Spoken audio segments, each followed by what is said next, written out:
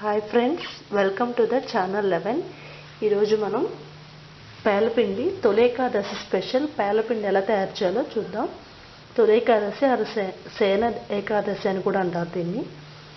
ఈ ఏకాదశి రోజు మనం ఉపవాసం ఉంటారు చాలామంది. ఉపవాసం ఉండలేకపోతే కనీసం ఈ పేలపిండి తిన్నా కొంచెం శక్తి వస్తుందని ఈ పేలపిండి తింటారు. సో జొన్న పేలాలు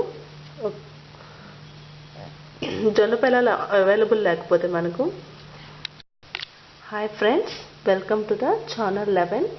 ఈరోజు మనం తొలి ఏకాదశి సందర్భంగా జొన్న పేలాల పిండి ఎలా తయారు చేయాలో చూద్దాం. పేలపిండి ఈరోజు నేను జొన్న పేలాలు వాడుతున్నాను. జొన్న పేలాలు మనకి అవైలబుల్ లేకపోతే మనం మామూలు పాప్కార్న్ బయట దొరుకుతాయి కదా, అవైనా తీసుకొచ్చుకొని చేసుకోవచ్చు. అలాగే పుట్నాల పప్పు కొబ్బరితో కూడా మనం దీన్ని తయారు చేసుకోవచ్చు. జొన్న పేలాలు, బెల్లం, ఇలాచి, నెయ్యి. పేలపిండి తయారు చేయడం కోసం ముందుగా పేలాలను మెత్తగా గ్రైండ్ చేసుకోవాలి మిక్సీ జార్లో.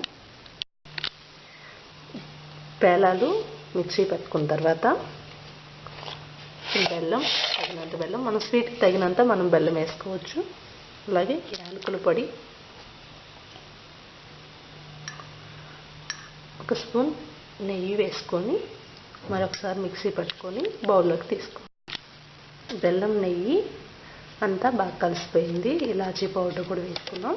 ఇప్పుడు మనం దీన్ని బౌల్లోకి ట్రాన్స్ఫర్ చేసుకుందాం.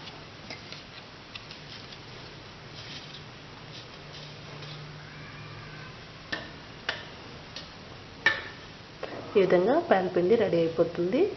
దీంట్లో మనం కావాలంటే ఇంకొంచెం నెయ్యి వేసుకుందాం.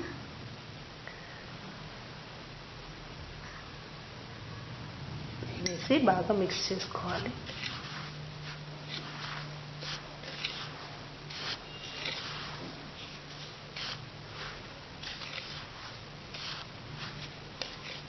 ఇలా బాగా మిక్స్ అయిపోయిన తర్వాత మనం దీన్ని స్వామివారికి ప్రసాదంగా సమర్పించి మనం ఇంట్లో అందరం తీసుకుంటే హెల్తీ అయిన రెసిపీ.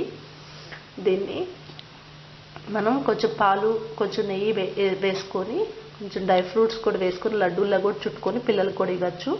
ఇది చాలా హెల్తీ అయిన food. Thank you for watching. Please subscribe my channel. Thank you for watching my video. Please like it, share it and also subscribe my channel for more videos.